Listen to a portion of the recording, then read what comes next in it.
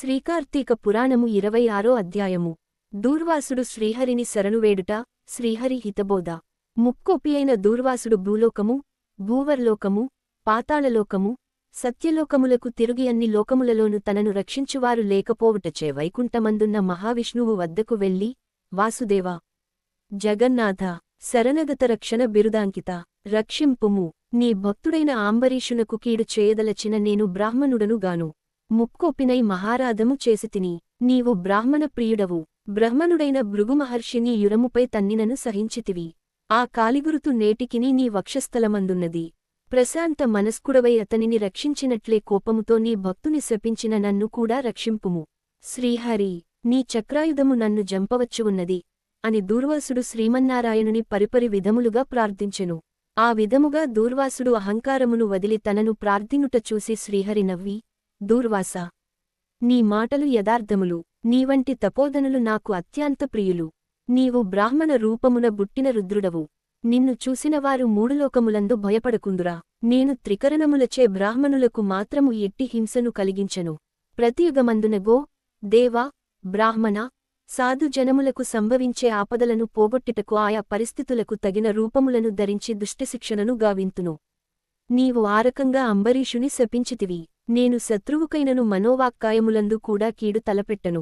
ఈ ప్రపంచమందు గల ప్రాణిసమూహమును నా రూపముగానే జూతును. అంబరీషుడు ధర్మయుక్తముగా ప్రజాపాలన చేయుచుండెను. కాని అటువంటి నా భక్తుని నీవు అనేక విధములుగా దూషిన్వితివి. ఎడమ పాదముతో తన్నితివి. అతని ఇంటికి నీవు అతిథివై కూడా నేను వేలకు రానియడల 12 ఘడియలు దాటకుండా భుజింపుమని అంబరీషునకు చెప్పవైతివి. అతడు వ్రతభంగమునకు భయపడి నీ రాకకై చూచి జలపానము మాత్రమే చేసెను. అంతకంటే అతడు అపరాధము ఏమి చేసెను? చతుర్వర్ణముల వారికి భోజన నిషిద్ధ దినములందు కూడా జలపానము దాహశాంతికిని, పవిత్రతకును చేయదగినదే కదా? జలపాన మొనరించిన మాత్రమున నా భక్తుని దూషిన్వి శపించితివి. అతడు వ్రతభంగమునకు భయపడి జలపానము చేసినాడు కాని నిన్నవమానించుటకు చేయలేదే? నీవు మండిపడుచున్నను బ్రతిమాలి నిన్ను శాంతింపజేయజూచెను. ఎంత బ్రతిమాలినను నీవు శాంతింపనందున నన్ను శరణు వేడెను. నేనప్పుడు రాజు హృదయంలో ప్రవేశించినాను.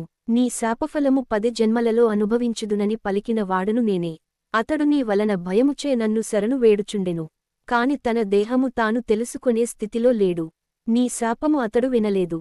అంబరీషుడు నా భక్తకోటిలో శ్రేష్ఠుడు, నిరపరాధి, దయాశాలి, ధర్మతత్పతుడు. అటువంటి వానిని అకారణముగా దూషించితివి. అతనిని నిష్కారణముగా శపించితివి. విచారింపవలదు. ఆ శాపములను లోకోపకారమునకై నేనే అనుభవింతును. అదలననిన నీ శాపములలోని మొదటి మత్స్యజన్మను నేనీ కల్పమున మనువును రక్షించు నిమిత్తము సోమరకుడను రాక్షసుని జంపుటకు మత్స్యరూపమెత్తుదును. మరికొంత కాలమునకు దేవదానవులు క్షీరసాగరమును మదించుటకు మందర పర్వతమును కవ్వముగా చేయుదురు. ఆ పర్వతమును నీటిలో మునగకుండ కూర్మరూపమున నా వీపున మోయుదును. వరాహజన్మ ఎత్తి హిరణ్యాక్షుని వధింతును. నరసింహ జన్మమెత్తి హిరణ్యకశిపుని జంపు, ప్రహ్లాదుని రక్షింతును. బలిచే స్వర్గము నుండి పారద్రోలబడిన ఇంద్రునకు తిరిగి స్వర్గమును అప్పగించుటకు వామనరూపమెత్తి బలిచక్రవర్తిని పాతలలోకమునకు త్రొక్కివేతును. భూభారమును తగ్గించుటకు క్షత్రియులను చంప బ్రాహ్మణుడనై జన్మించి భూభారమును తగ్గింతును. లోకకంటకూడైన రావణుని చంపి లోకోపచారము చేయుటకు రఘువంశమున రాముడనై జన్మింతును. పిదప యదువంశమున శ్రీకృష్ణునిగను, కలియుగమున బుద్ధుడుగను, కలియుగాంతమున విష్ణుచిత్తుడను విప్రునియింట కల్కి అను పేరున జన్మించి అశ్వారూఢుండనై పరిభ్రమించుచు బ్రహ్మద్వేషులను అందరిని మట్టుబెట్టుదును. నీవు అంబరీషునకు శాపరూపమున ఇచ్చిన 10 జన్మలు ఈ విధంగా పూర్తి చేయుదును. ఇట్లు నా దశావతారములు సదా స్మరించువారికి సమస్త పాపములు హరింపజేసి వైకుంఠ ప్రాప్తి నొసంగుదును. ఇది ముమ్మాటికి తథ్యము. 26 అధ్యాయము సమాప్తము.